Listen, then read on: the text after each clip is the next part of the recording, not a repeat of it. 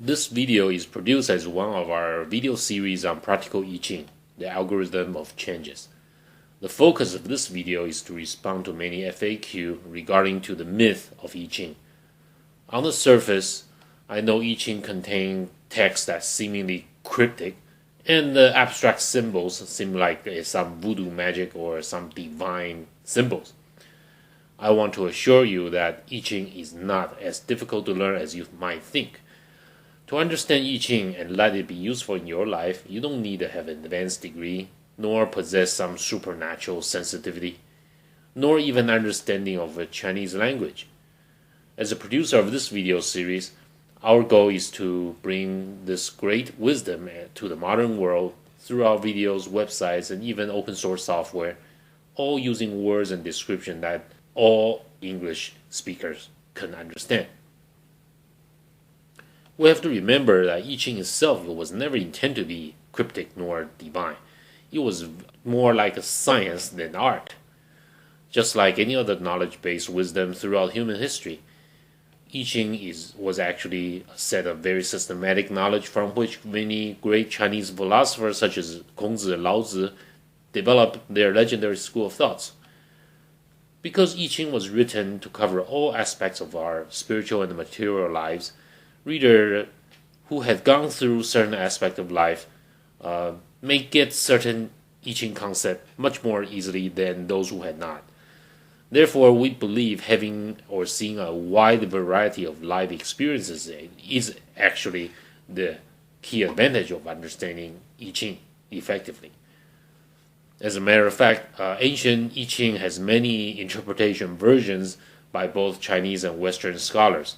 In some verses of I Ching, the interpretation vary widely, as we'll illustrate in our future videos. This is where your own life experience comes in. You need to rely on your own life experience and to experiment and to decide which interpretation version is most useful to you. So while I interpreted and translated the I Ching text based on my own research and life experience, you are very welcome to challenge me with different thoughts. I look forward to grow intellectually and spiritually with you in the upcoming dialogue. Okay, let's get started. The first FAQ is I Ching a religious text? This question was even asked by my wife, who was born and raised in China. My quick answer to this was a no.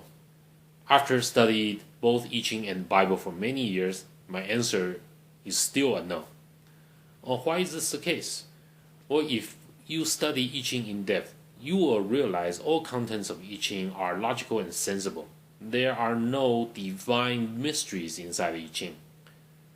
Furthermore, the knowledge of I Ching had actually evolved for hundreds of years before the main author, whose name is King Wen of Zhou Dynasty, before he wrote down any of the I Ching text.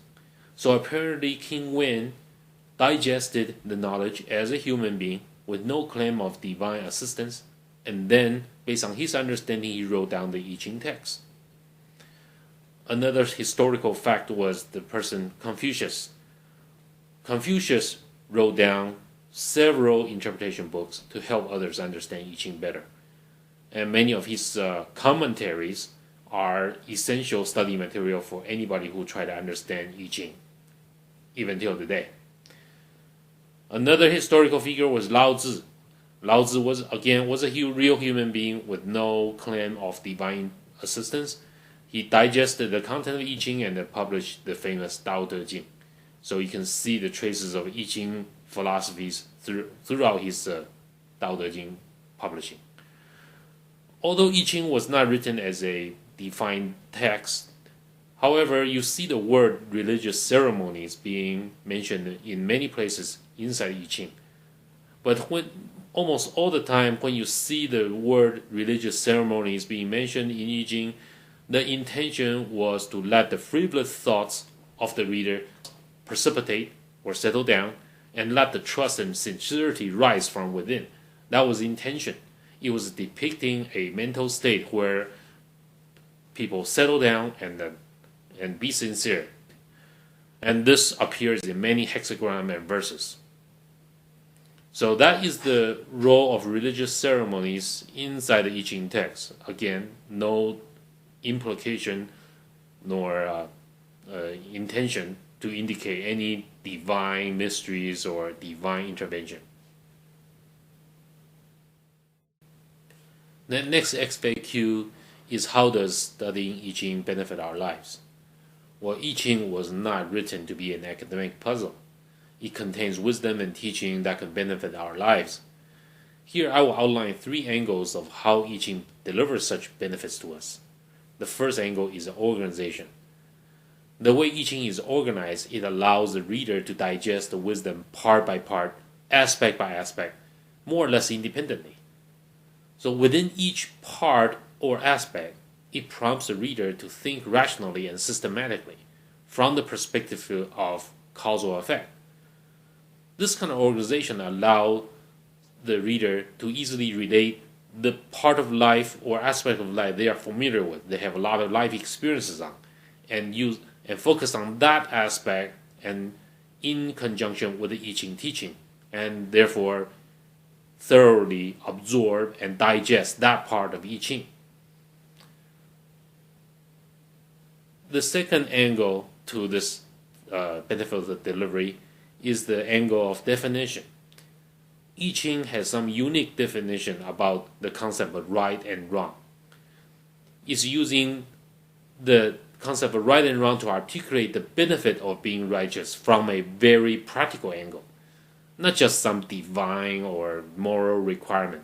In other words, the I Ching encourages us to be righteous as a way to mitigate our risk in life, instead of some kind of moral requirement or fear of punishment.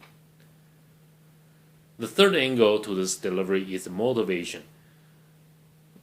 I Ching is able to inspire the reader to see a clear path where conducting certain action can maximize the chance of success and minimize the regrettable side effect. So when you can see the path very clearly, you are much more motivated to move forward. So you can see from these 3 angles, the I Ching's delivery of wisdom is different than how many religious texts deliver its wisdom. So let's look at I Ching's approach in more detail in the next 2 charts.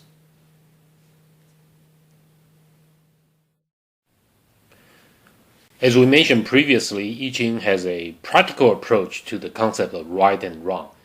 This is my favorite chart to illustrate this point. On this chart, human willful action is depicted at the top. Through humans' willful action, a set of possible outcomes could be the result.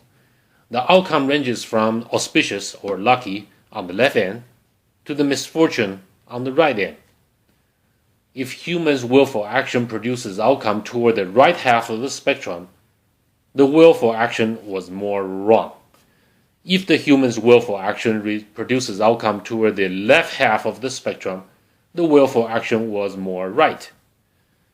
In between the auspiciousness and on the left end to the misfortune on the right end, there are many gradients in between. For example, the willful action could have just wasted subject's own time, but nothing bad really happens. Such outcome lands then on the spectrum as no advantage. The word no advantage is then used in the I Ching text to depict the original decision that relate to this particular willful action.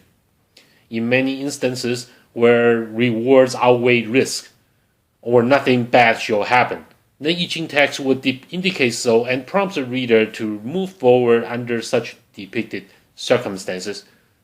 Therefore, it's a righteous decision.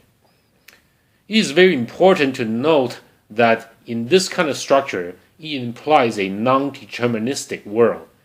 Humans' willful action influences the outcome of both material life and spiritual life. Every human takes responsibility for his or her own willful action. This concept is extremely important when we want to learn about I Ching augury later in our future videos. In summary, within the I Ching, there is no divine standard of right and wrong. It's all cause and effect. And you are motivated to be righteous, to be diligent, to resist temptation because you want to have a quote unquote better life. To maximize the chance of success and minimize the regrettable side effect require much more than one single decision. It involves a series of decisions over time. Throughout I Ching hexagram and the line descriptions, I Ching depicts a rhythm of human behavioral tendency over time, so we can be aware that some willful action that can be righteous at certain time but not others.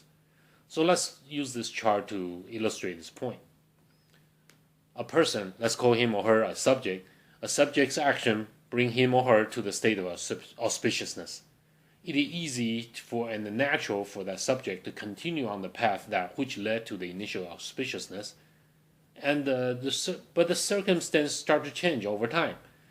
Hexagram that used to describe how subject reach auspiciousness has changed to a different one now, reflecting the changes in the environment and the changes in people around the subject.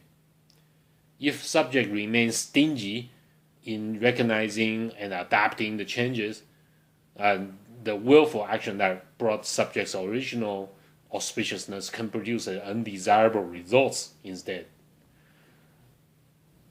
When this happens, if subject continue to stay stingy in making any adjustment, the hexagram evolved further and the same willful action that brought subject's initial auspiciousness would lead to misfortune now.